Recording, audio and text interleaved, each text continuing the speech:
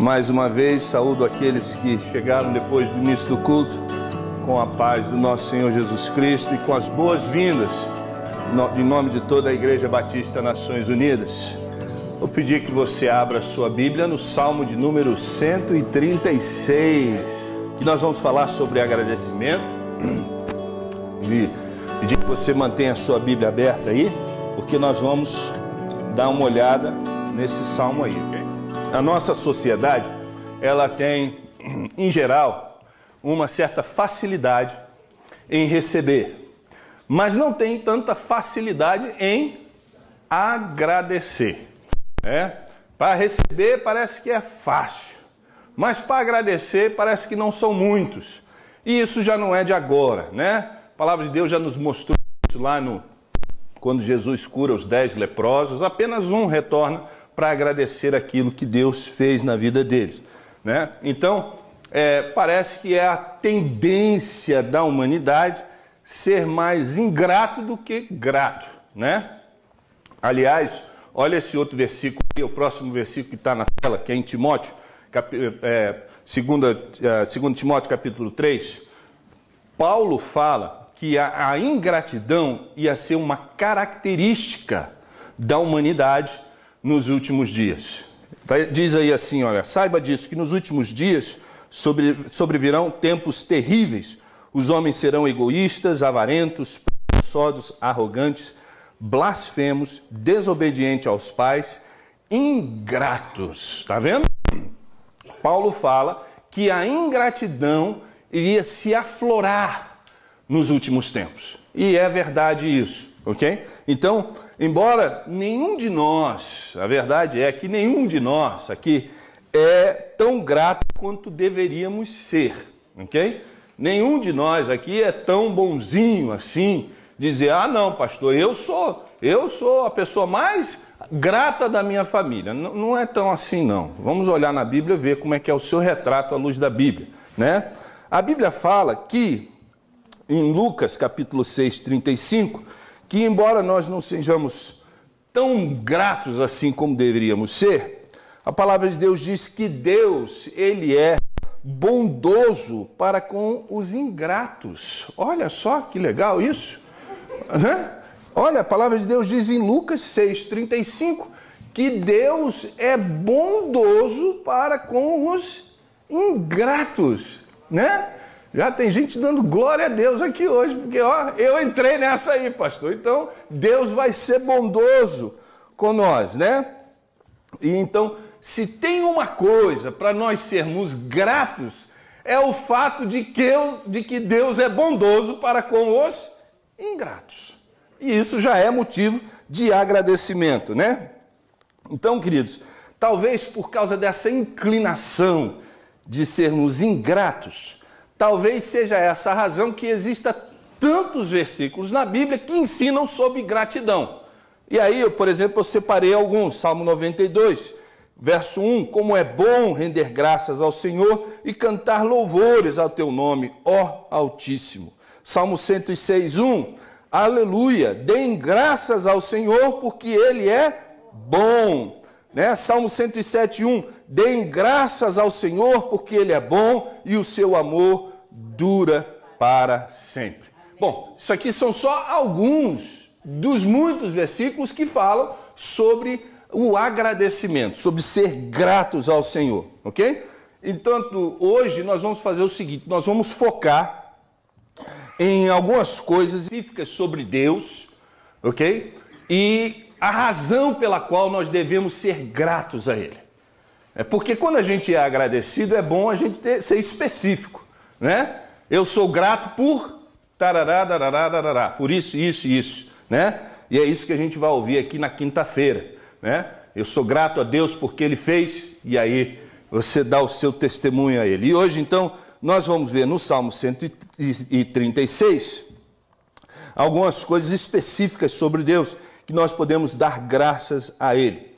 Para a guisa de introdução do Salmo, o Salmo 136 não é como os salmos que a gente vem estudando até hoje. Por exemplo, ele é um salmo que a gente não sabe quem escreveu esse salmo.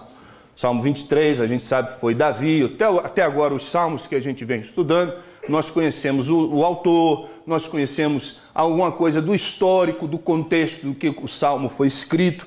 O Salmo 136 é diferente, a gente não sabe exatamente quem foi que escreveu esse salmo, né? O autor ele é desconhecido, né?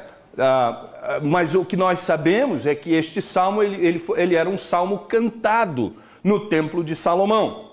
E ele também era um salmo cantado pelo exército de Josafá. Então, a gente sabe que esse era uma música do culto dos adoradores do Deus Altíssimo daquela época. Então, eles se reuniam e eles cantavam. Por causa do refrão desse salmo que nós vamos estudar, ser um refrão forte, né?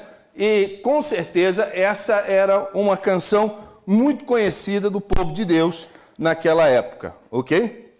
E esse salmo fala basicamente sobre o louvor a Deus. E hoje, com vocês aqui, eu quero fazer um esboço de 4 partes desse salmo.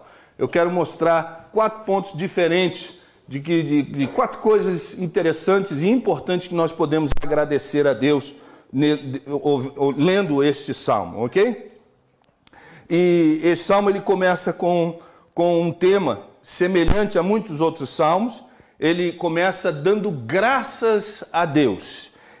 A diferença é que ele repete o mesmo refrão 26 vezes. E qual é o refrão? O seu amor dura para sempre.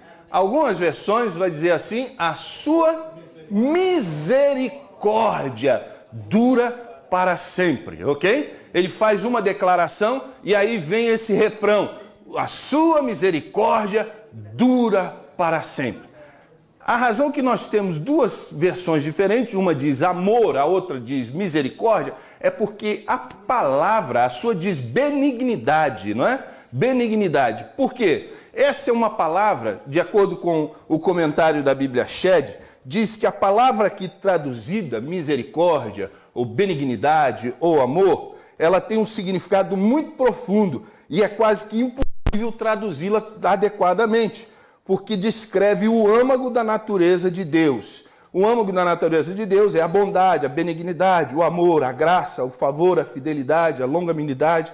Então, é uma palavra que ela é difícil de você traduzir ela. Por isso que tem essa, uma é amor, a outra é benignidade, a outra é misericórdia, a outra é bondade, porque ela expressa não tem no nosso vocabulário, nós não temos uma palavra que expresse uma coisa tão abrangente e tão forte como essa palavra do original. E ela é uma palavra que ela aparece 240 vezes no Antigo Testamento e ela é quase sempre relacionada com o conceito de misericórdia. De misericórdia. Então significa que Deus ele é misericordioso, ok? Ele é misericordioso. E na história do relacionamento de Deus com o povo de Deus, com o povo de Israel, né? Nós podemos resumir que é uma história ao redor da misericórdia de Deus, ok? Ele é um elemento, a misericórdia é um elemento permanente na história da aliança de Deus com o seu povo. Deus sempre demonstrando misericórdia para com o seu povo, ok? Então, essa é a palavra que nos ensina que o amor de Deus por nós, ele nunca falha, ele nunca oscila, ele nunca vacila, ok? Então, o primeiro ponto que nós aprendemos, que vamos aprender aqui nesta manhã, rever nesta manhã, está no verso de número 1 até o verso de número 3, que diz assim, e o tema nós podemos dizer assim, nós aprendemos que há um único Deus verdadeiro, ok? Ele diz assim, deem graças ao Senhor porque Ele é bom e o seu amor dura para sempre.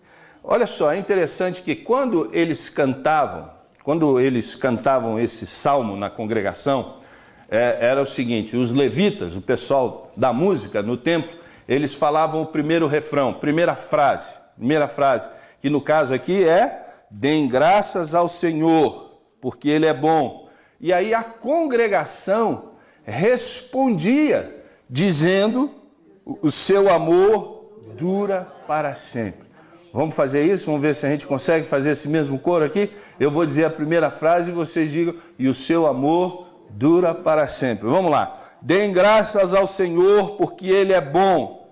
O seu amor dura para sempre. Deem graças ao Deus dos deuses. O seu amor dura para sempre. Deem graças ao Senhor dos senhores. O seu amor dura para sempre. Muito bem, aprenderam. É assim mesmo que era feito. Então, queridos, o que é que nós aprendemos aqui? O tema principal aqui a ênfase é que Deus, Ele é o único Deus e não há outro como Ele.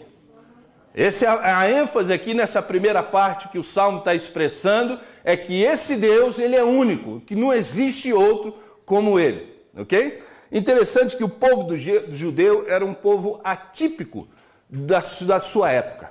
Ele era um povo que ele era diferente. Uma das coisas que separava a nação de Israel das outras nações ao redor deles era que eles tinham um único Deus. Eles adoravam o Deus único. Eles eram monoteístas. Todas as outras nações ao redor de Israel, elas tinham muitos deuses. Eles adoravam deuses para todo tipo de coisa. Já Israel não. Já Israel tinha somente um Deus, eles adoravam somente um, né? E talvez seja por isso que Deus escreveu eles logo a primeira lei de Deus, em Êxodo 23, a primeira lei que Deus deu para eles foi o seguinte: não terás outros deuses além de mim, né? Então Deus, ele expressa para eles a necessidade e a advertência que eles não deveriam associar a sua fé como as nações ao redor deles.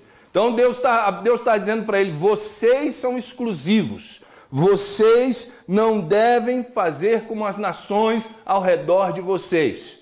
E Deus então estava dando a eles uma advertência de que quem ou o que eles acreditassem ia identificar quem eles eram, ia moldar a maneira deles verem as coisas, ok? Então Deus estava dando uma advertência para eles não se moldarem às nações ao seu redor, porque aquilo iria afetar a forma e a percepção da vida e dos eventos que iriam acontecer com aquela nação.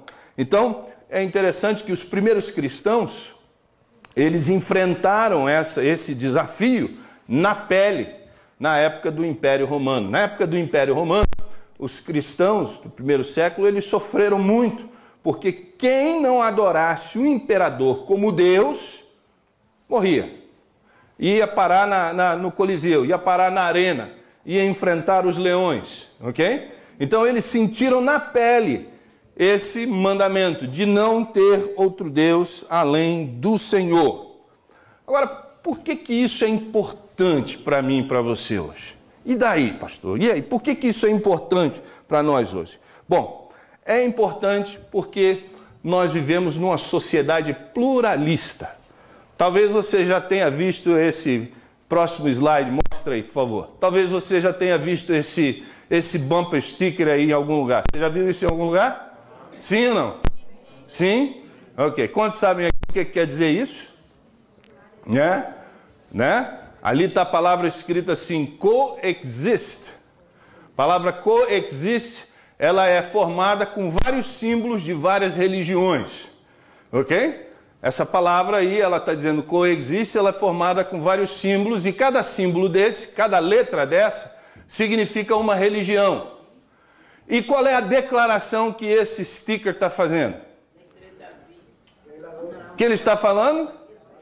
O que ele está falando é o seguinte: olha, é preciso haver paz e amor na terra, porque todas essas religiões que vocês estão vendo aí, elas tudo vão para o mesmo lugar. Todas elas adoram o mesmo Deus.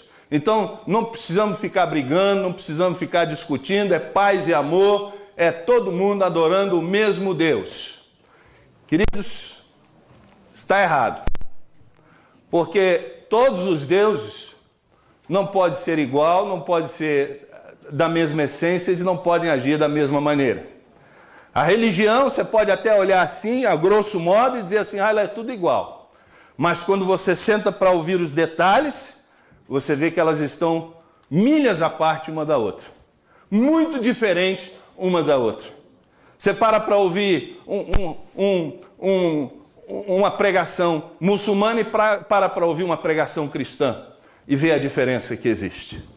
Então, existe muita diferença e o mesmo Deus não pode ser o mesmo em todas elas, queridos. Então, queridos, isso é importante, porque nós aprendemos uma coisa, em Filipenses capítulo 2, verso 9 a 11, diz assim, olha, o nome que está acima de todo nome, para que o nome de Jesus Cristo, ao nome de Jesus Cristo se dobre todo o joelho no céu, na terra e debaixo da terra, e toda língua confesse que Jesus Cristo é o Senhor, para a glória de Deus Pai. Não existe essa coisa de coexiste. Ou ele é Senhor, ou ele não é. Ele não dá espaço para dividir a deidade dele com ninguém. Ou Jesus Cristo é o Senhor, ou ele não é. A palavra de Deus diz isso. E eu gosto muito da declaração de Elias, próximo slide, em Elias, no capítulo 18, verso 21 de 1 Reis, onde Elias enfrenta os sacerdotes de Baal e das outras deidades ao seu redor. Se Elias tivesse a mentalidade de coexiste, aquela batalha no Monte Carmelo nunca teria acontecido. Porque, afinal de contas, para que lutar? Se coexiste, se todos os deuses são iguais, Elias confronta essa mentira e ele diz assim, se o Senhor é Deus, siga ele. Agora, se Baal é Deus, siga Baal. Não fica dividido. Não fica em cima do muro, porque não existe um muro. No mundo espiritual, muro não existe.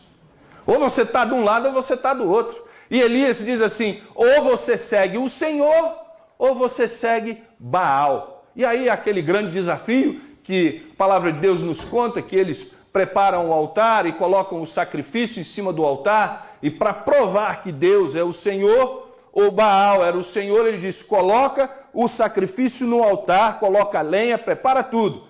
Agora, não coloque fogo. O fogo quem tem que colocar é Deus. Vocês vão clamar para Baal. E se Baal for Deus, ele vai incendiar isso aqui. Então vai, vocês primeiro. E a história vai contando, no capítulo 18, que eles fizeram tudo como combinado, e foram e clamaram, e o fogo nunca desceu. E aí Elias diz, agora é minha vez, sai. Ele conserta o altar, que ele não vai oferecer um sacrifício a Deus no mesmo altar que Baal. Ele conserta o altar e ele coloca o sacrifício. Ele diz, coloca água, pode colocar água. E eles colocam água e ele faz uma oração simples.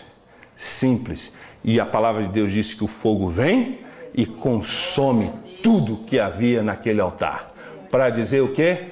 Que o Senhor é o único Deus verdadeiro. E a gente não pode cair nessa farsa de coexiste. Não. Ou a gente segue o Senhor, ou não segue Ele.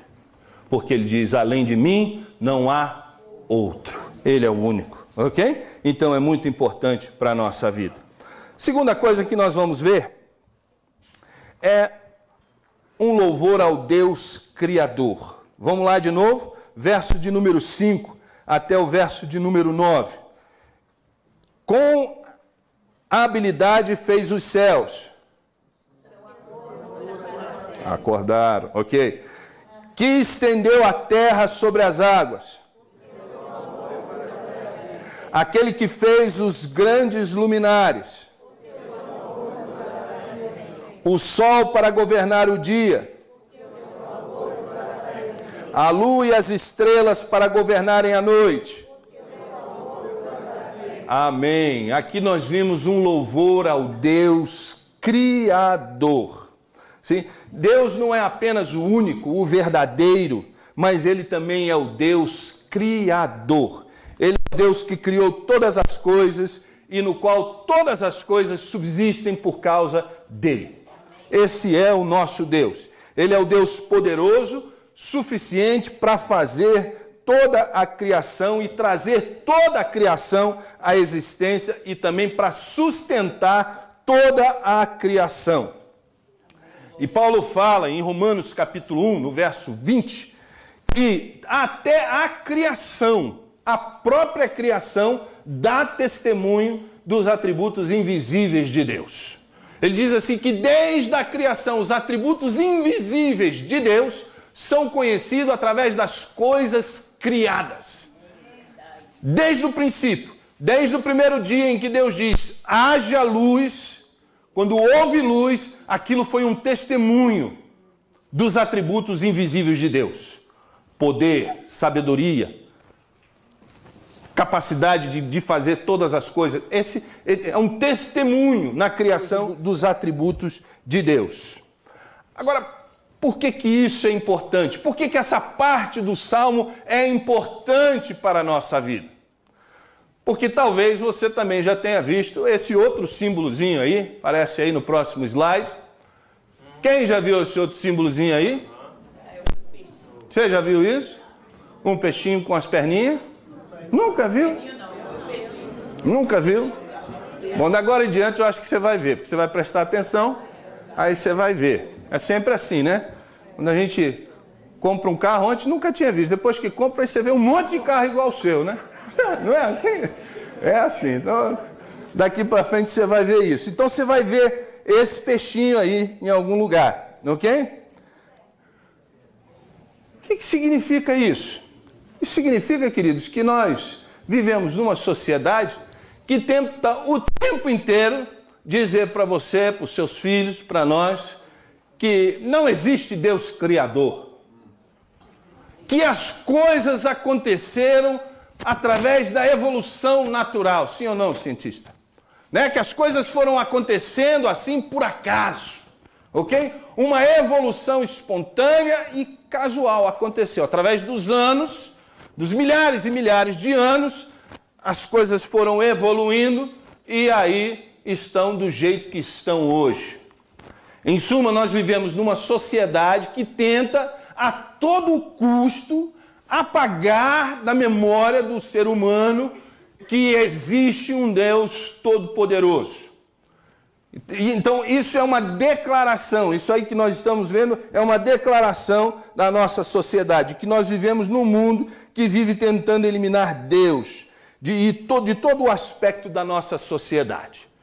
Por isso que existe a briga de dizer na declaração, no Pledge of Allegiance, que não pode mais se dizer que nós não podemos mais declarar que é uma nação debaixo de Deus. Por isso que existe uma briga tremenda querendo arrancar in God we trust do nosso cérebro, do nosso dinheiro. Por quê? Porque eles querem apagar da nossa vida, eliminar Deus de todos os aspectos da nossa sociedade.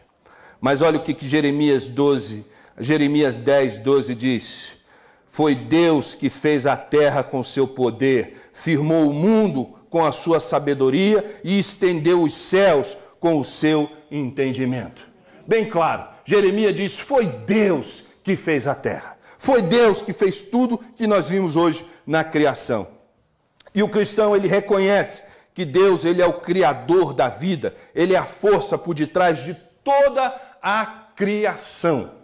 Salmo 33, 9 diz assim, pois ele falou e tudo se fez, ele ordenou e tudo surgiu. Onde não havia nada, Deus diz, haja e houve. Esse é o poder do nosso querido Deus. E aqui nós temos lições importantes para a nossa vida. Primeira coisa, nós, quando reconhecemos esse aspecto de Deus, que ele é o nosso Criador, isso nos ajuda a colocar em perspectiva correta os acontecimentos ao redor da nossa vida. Quando a gente consegue enxergar Deus, que ele é o Deus que criou todas as coisas do nada, e a gente um dia se encontra numa situação onde a gente diz assim, não tem mais saída.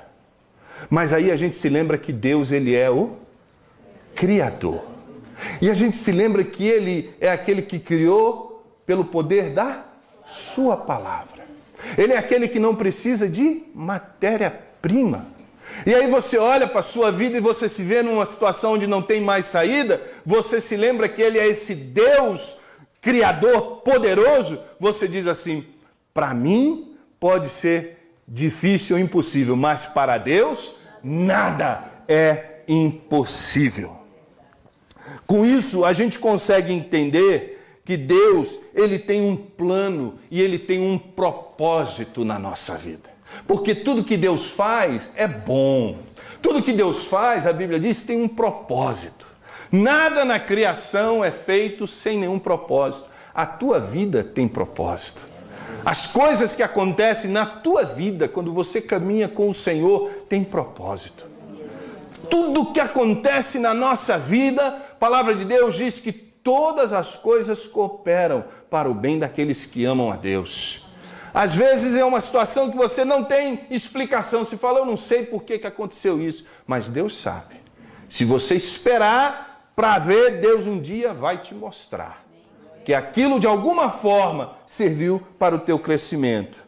E a gente entende, querido, que as coisas que acontecem, que por causa do amor de Deus que dura para sempre, porque o Senhor ele demonstra esse amor por nós, nós entendemos então que podemos ter uma atitude de amor para com Deus, uma atitude, um relacionamento que ele é fundamentado num Deus que ele é capaz de nos sustentar, seja qual for a nossa crise. E a gente entende, querido, que nada é grande demais para o nosso Deus.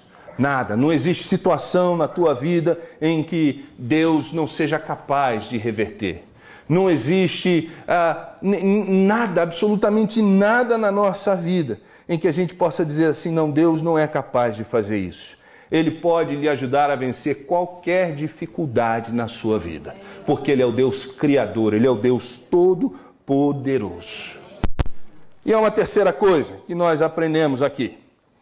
Verso de número 10 ao verso de número 22. Nós vamos observar agora, nessa terceira parte deste salmo, que Deus, Ele é um Deus ativo na vida do seu povo. Ele é um Deus superativo, Ele é um Deus que Ele tá envolvido na causa do seu povo, assustadoramente envolvido com o seu povo. Olha só o que diz verso 10 até o verso 22. Novamente, eu vou ler a primeira frase e vocês digam, o seu amor dura para sempre. Pegou, seu Augusto? Seu amor dura para sempre. Vamos lá então, verso número 10. Aquele que matou os primogênitos do Egito e tirou Israel do meio deles, com mão poderosa e braço forte. Aquele que dividiu o mar vermelho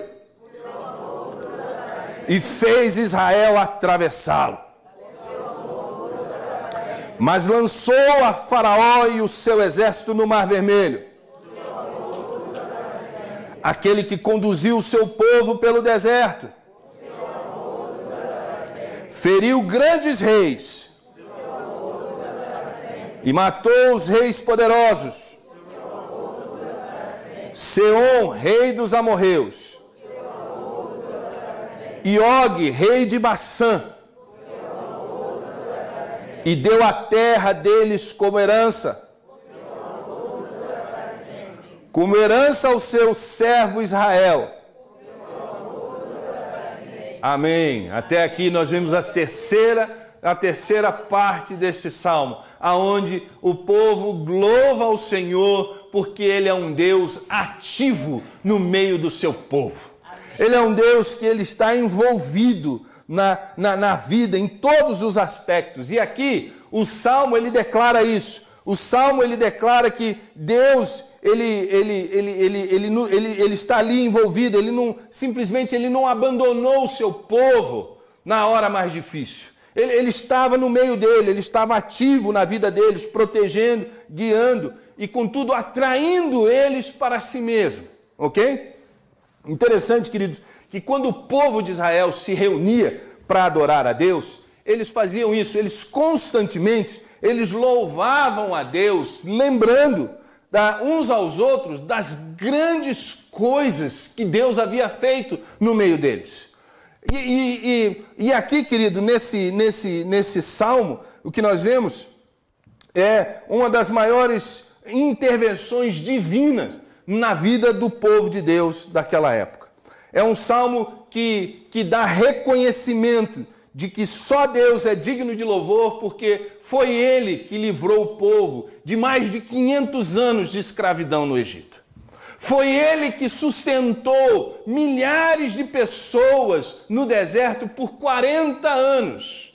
E a palavra de Deus diz que por 40 anos no deserto não faltou comida, não faltou água, não faltou roupa e não faltou abrigo para eles. 40 anos, milhares de pessoas num deserto e Deus provendo para eles. E aqui esse salmo exalta, louva o Senhor por essa provisão, por esse envolvimento. E o interessante, queridos, que para o povo judeu, a história da nação não é a história de outros. A história da nação é a história dele. É diferente de nós, os brasileiros. O povo judeu, a história que aconteceu há 400 anos é a história deles. Então eles vivem aquilo, o que Deus fez para eles no passado é o que fez para ele no presente. É a nação celebrando. E aqui nós temos essa imagem de reconhecimento do cuidado, do amor e da graça de Deus no meio da sociedade, né? E esse salmo, então, ele reflete a natureza do amor de Deus para com o seu povo. E por que isso é importante para nós? Qual é a lição que nós podemos tirar daqui? A lição é muito importante e talvez seja a que mais toque, talvez nos nossos corações hoje. Porque nós olhamos assim que, às vezes, querido, é no momento de mais tribulação, é no momento que nós estamos mais sofrendo na vida, que nós temos a tendência de achar que Deus está longe de nós. O sofrimento, ele tem essa capacidade de mudar a nossa percepção e às vezes não conseguir enxergar a presença de Deus no meio da tempestade. Muitas vezes é difícil para estar dentro da cova do leão e saber que Deus está ali com você. Porque a tribulação, as lutas, ela tem essa capacidade de desviar a nossa atenção, de tirar a nossa atenção do Deus Todo-Poderoso e colocar nos problemas. Mas aqui nós aprendemos algo muito importante. Quando o povo estava sofrendo no Egito, quando o povo estava sofrendo, olha o que diz em Êxodo 3, 7. Eu vou ler, você anota aí a passagem para depois você checar. Êxodo 3, a partir do verso de número 7. Disse o Senhor, isso quando o povo ainda estava no cativeiro no Egito. Disse o Senhor, de fato tenho visto a opressão sobre o meu povo no Egito. Tenho escutado o seu clamor por causa dos seus feitores. E sei quanto eles estão sofrendo. Por isso desci para livrá-los das mãos dos egípcios e tirá-los daqui para uma terra boa e vasta, onde manam leite e mel. Olha, preste atenção no que a palavra de Deus diz.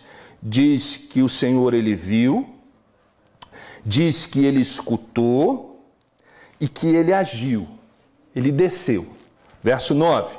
Pois agora o clamor dos israelitas chegou a mim, e tenho visto como os egípcios os oprimem. E aí ele ordena a Moisés, ele diz, vá, pois, agora, eu o envio ao faraó para tirar do Egito o meu povo, os israelitas. Queridos, o que é que nós aprendemos aqui? Que Deus, ele está altamente em atividade em prol do seu povo. Com Deus, Moisés não tinha visto o sofrimento em nenhum outro lugar, mas a palavra de Deus diz que Deus viu o sofrimento, Deus ouviu o clamor deles. Queridos, nós aprendemos, querido, que no meio da dor e do sofrimento, Deus pode nos ajudar. Nós, às vezes, pensamos que o que acontece aqui na terra não afeta aquilo que está acontecendo no céu. É mentira, afeta sim. Porque aquilo que estava acontecendo lá na terra, naquele momento, no meio do povo de Deus, afetou o que estava acontecendo no céu. Quando o povo começou a orar, Deus disse: vai lá, Moisés, e liberta o meu povo do céu. Queridos, por isso que é importante a gente clamar a Deus. Por isso que é importante a gente se reunir em oração e buscar a presença de Deus. Nas horas mais difíceis na nossa vida, é a hora que a gente precisa mais clamar a Deus e dizer: Deus, olha para isso, Deus socorre, Deus tem misericórdia, Deus se envolve no meu caso, se envolve no meu casamento, se envolve na educação do meu filho, se envolve na minha finança. A gente clama a Deus porque Ele ouve e Ele age em nosso favor. Isso nos ensina isso, e é por isso que nós damos graças a Deus, é por isso que nós cantamos louvores ao Senhor, porque Ele se envolve em nossas causas. Olha o que diz Isaías 44:2. Assim diz o Senhor, aquele que o fez, que o formou no ventre e que o ajudará. Olha que maravilha, Deus, Ele não só criou você, Ele não é só aquele que trouxe você lá, Ele trouxe você à existência, mas Ele diz assim: eu te criei, eu te formei e eu vou te ajudar. Clama a mim, diz Ele, clama a mim e responder-te-ei. E eu revelarei coisas a vocês que você nem sonha em conhecer. Isso é o que a palavra de Deus diz. E um dos maiores medos da sociedade, um dos maiores medos nosso, é de que Deus vai nos abandonar. Temos medo de que de alguma forma nós erramos tanto, nós pisamos tanto na bola, nós vacilamos tanto com Deus, que Deus diz: olha, nós pensamos assim, Deus vai desistir, Ele não vai estar mais disposto a perdoar, não vai estar mais disposto a me receber de volta, e não tem mais jeito para mim. Muitas pessoas pensam assim. Muitas pessoas pensam que porque erraram tanto que agora Deus não quer mais nem sentir o cheiro dele. Nem sentir o cheiro dele. Mas esse é um pensamento demoníaco. Demoníaco. Porque a palavra de Deus diz que o seu amor seu amor dura para sempre. Queridos, o que falta aqui nesse salmo? Sabe o que é que falta aqui nesse salmo? Pode dizer assim, humanamente falando, o relato de todas as vezes que o povo de Israel pisou na bola. Falta aqui isso aqui.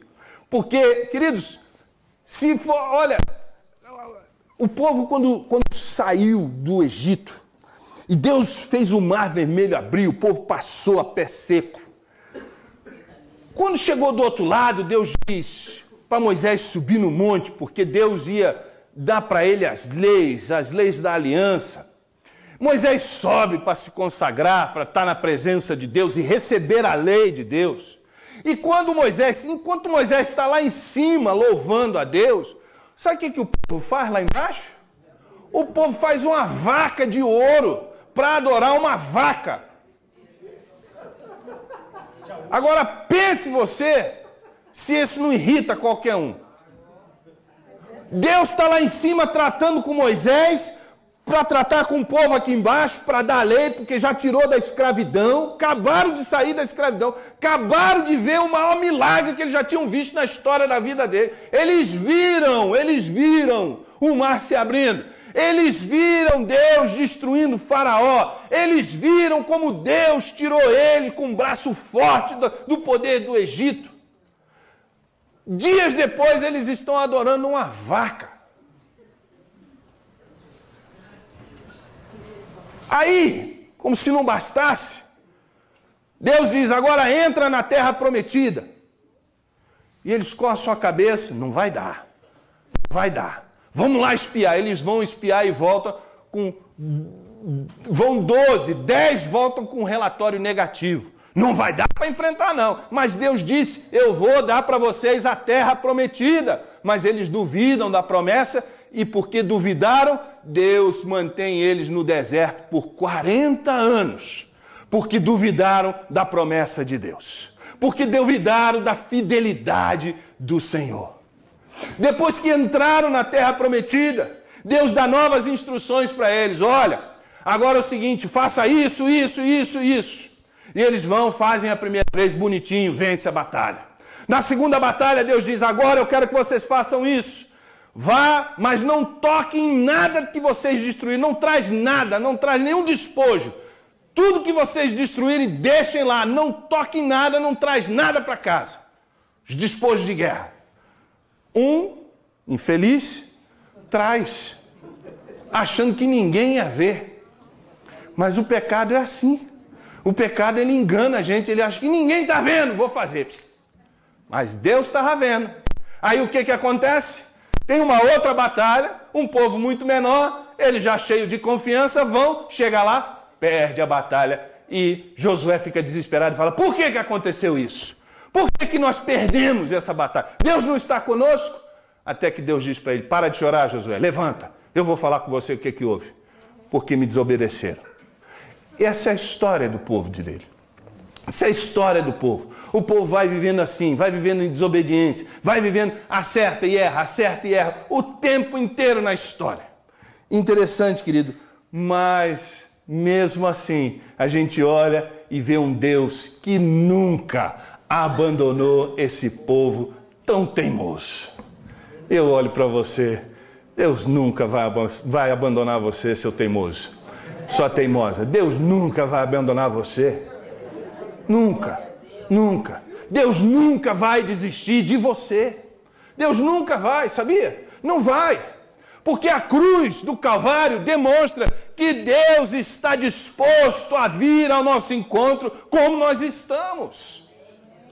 A ressurreição mostra que o Senhor é fiel para garantir com as suas promessas.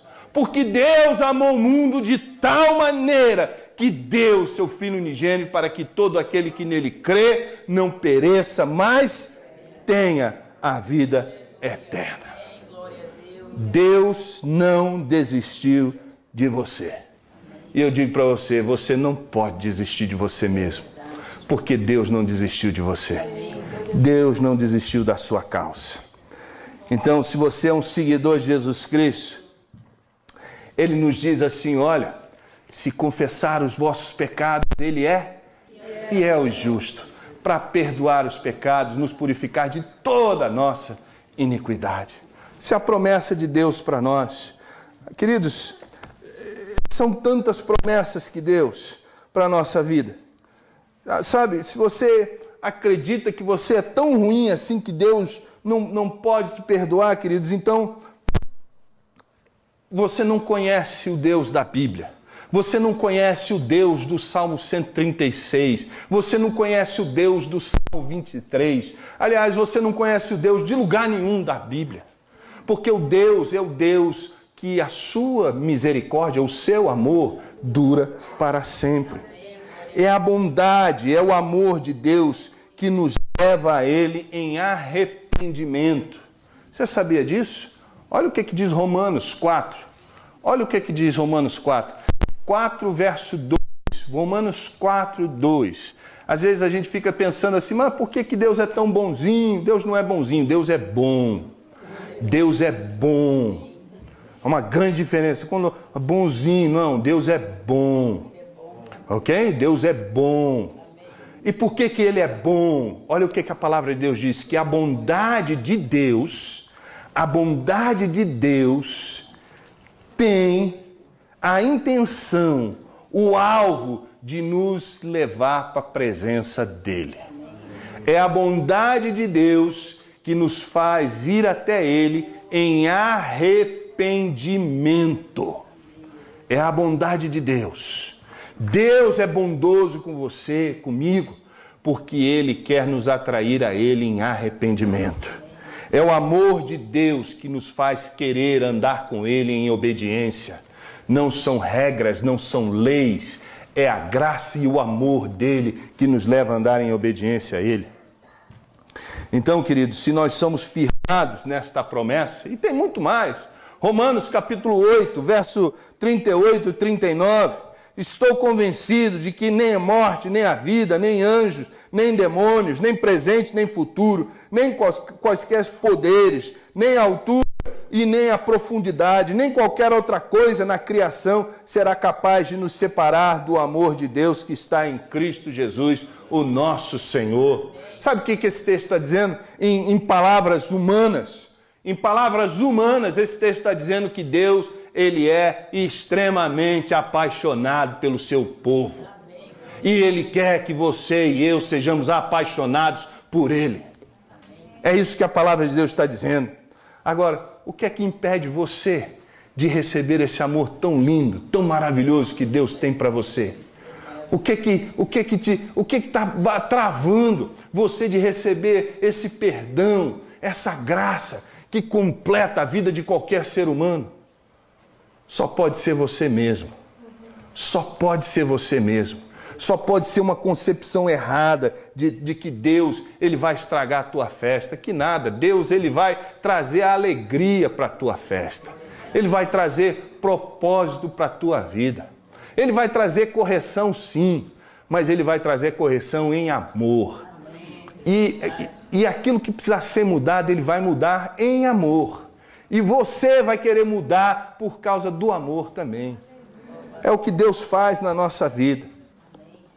E por última coisa, nós vamos ver aqui, verso 23 ao 26. Vamos lá, mais uma vez, para a gente ir almoçar. Verso 23 a 26. Aquele que se lembrou de nós quando fomos humilhados. Dura para si. E nos livrou dos nossos adversários. Aquele que dá alimento a todos os seres vivos. Deem graça ao Deus dos céus. Aqui nós aprendemos uma coisa importante. Que Deus, Ele é o nosso provedor. É Deus que provê para todas as nossas necessidades. É Ele que põe o alimento na nossa mesa. É Ele que põe a roupa no nosso corpo. É Ele que nos dá trabalho. É Ele que nos dá saúde. É Ele que protege a nossa vida. É Ele que guarda a nossa casa. É Ele que faz a nossa família prosperar. Ele é o Deus provedor. O que é que nós aprendemos? Ele é um Deus que quer nos fortalecer, que não é um Deus que quer nos esmagar, Ele é um Deus que quer nos fortalecer. Ele diz aí, olha, quando aquele que lembrou de nós, quando fomos humilhados. Isso nos mostra que Deus, Ele quer nos levantar, Ele quer nos colocar para cima. Ele é um Deus que nos deseja fortalecer o seu povo. No Salmo 3:3, o salmista diz assim: mas tu, Senhor, é escudo que me protege, és a minha glória que me faz andar de cabeça erguida. Olha o que Deus quer fazer conosco. Quer ser o nosso escudo e Ele quer fazer com que a gente ande de cabeça erguida na presença dEle. É bicho que começa olhando para baixo. O homem feito à imagem e semelhança de Deus é para andar de cabeça erguida, olhando para o seu Criador. E aqui o povo reconhece, o povo de Deus reunido reconhece que Deus, Ele foi o único que supriu todas as necessidades deles quando eles estavam caminhando no deserto, quando eles estavam enfrentando os reis e adversários e exércitos muito maiores do que os deles. Eles viram que foi Deus que supriu todas as necessidades. O que é que isso nos ensina? Ensina isso, que Ele é o nosso provedor, que Ele é aquele que nos sustenta. E isso também nos ensina uma outra coisa, que a gente deve guardar os nossos corações da autossuficiência. E tem gente que acha que não precisa de Deus para nada. Deus ajuda quem se ajuda, né? Deus ajuda quem se ajuda. Que nada, Deus fala assim que é Ele que faz tudo por nós. Ele é que faz tudo por nós. É Ele que age na nossa vida. Olha Tiago 1,17. Toda boa dádiva e todo dom perfeito vem do alto, descendo do Pai das luzes, que não muda como sombras inconstantes. Tudo que Deus dá é bom. Toda boa dádiva, tudo que você tem de bom na sua vida, veio de Deus.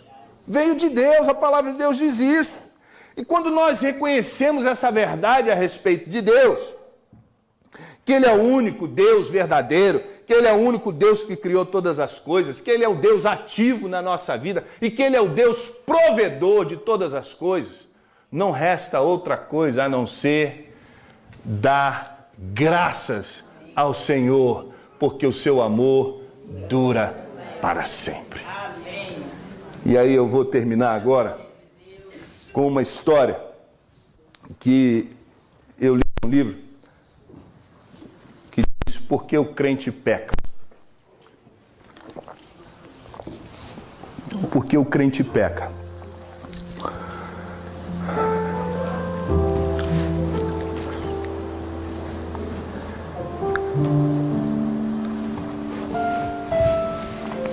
Foi no dia 7 de maio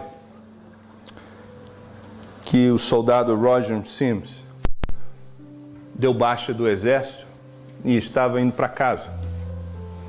Naquela época era costume se pegar carona na estrada. E ele está pedindo carona na estrada, mas de repente ele olha, ele vê um Cadillac zerinho vindo. E ele põe o dedo, mas não põe com muita fé, não. Ele diz, esse não vai parar para me levar. E para sua surpresa, o Cadillac parou. E aí ele entrou, sentou no banco do carona,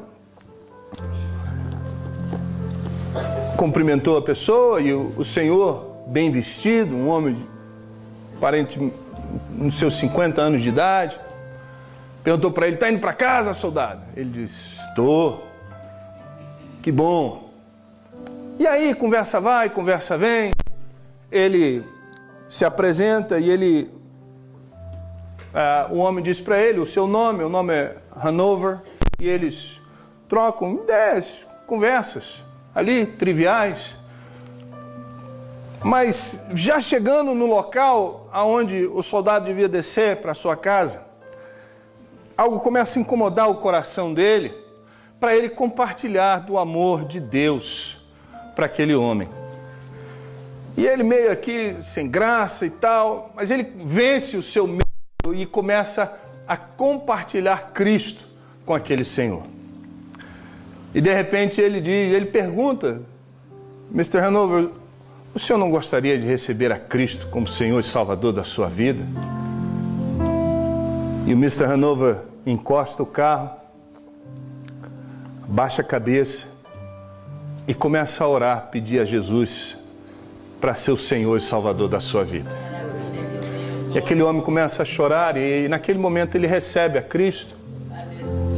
Mais à frente, o Roger Smith, o soldado, ele desce, vai para sua casa. 5 anos se passaram e eles trocaram cartões e tal.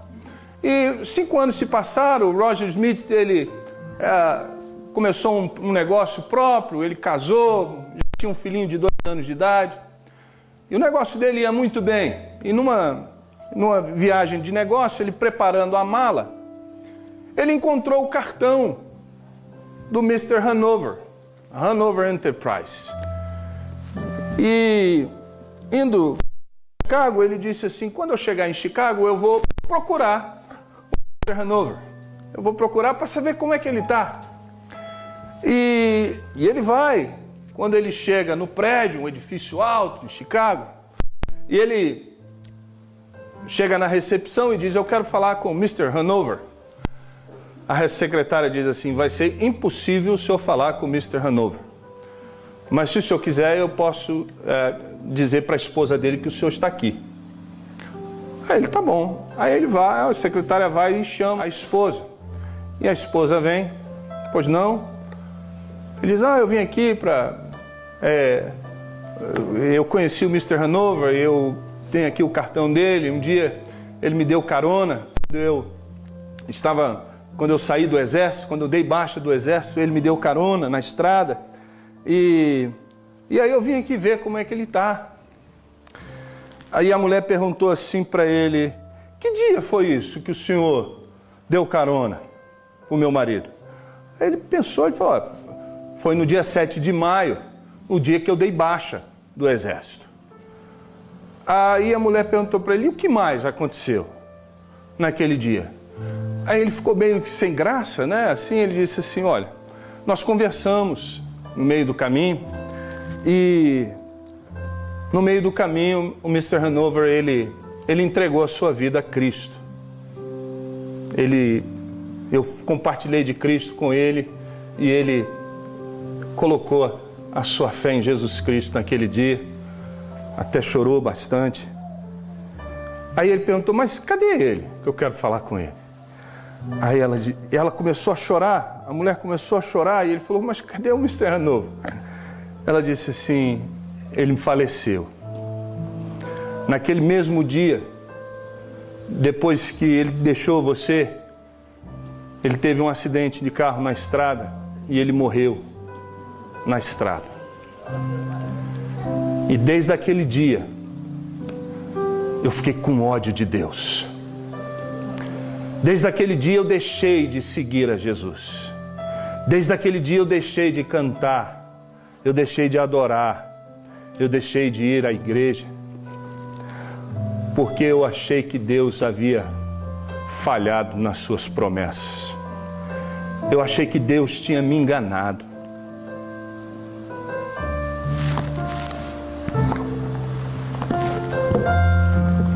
Às vezes acontece o mesmo com a nossa vida.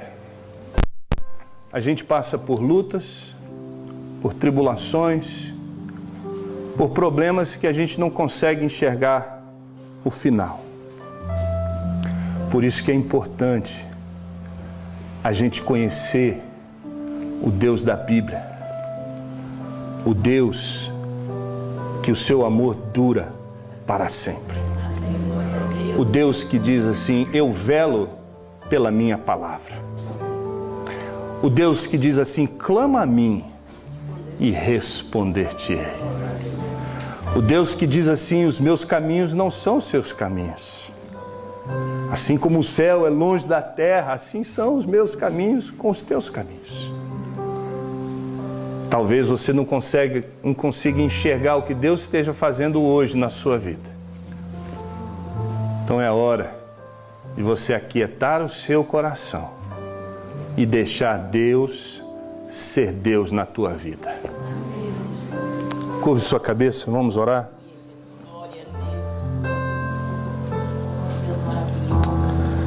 Senhor, eu não sei quantas pessoas aqui nesta manhã têm lutado, inquieto, sofrendo, mas o Senhor conhece todas elas. Eu não sei quantos aqui têm lutado e não deixado o Senhor ser Deus na vida deles. Mas nessa manhã, Senhor, nós ouvimos a mensagem do Salmo 136, que diz 26 vezes que o seu amor dura para sempre. Talvez o Senhor queira nos ensinar algo nesta manhã sobre isso, porque falaste tantas vezes a mesma coisa conosco. Que o Senhor possa trazer a paz no coração daquele que está aflito hoje. Que a mensagem do Salmo 136 possa crescer em louvor e adoração neste coração que anda tão aflito. O Senhor é Deus e sabe o que está fazendo. O Senhor é o Deus Criador que fez o universo e tudo que existe no universo pelo poder da Tua palavra. Certamente, Senhor, o Senhor pode agir na vida desta pessoa nesta manhã. O Senhor pode agir na família.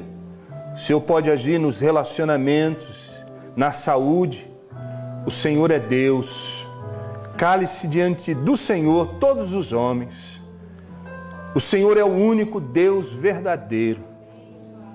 Que nesta manhã, Senhor, o Teu povo aqui reunido possa saber por que vale a pena Te dar graças, por que vale a pena louvar o Teu nome.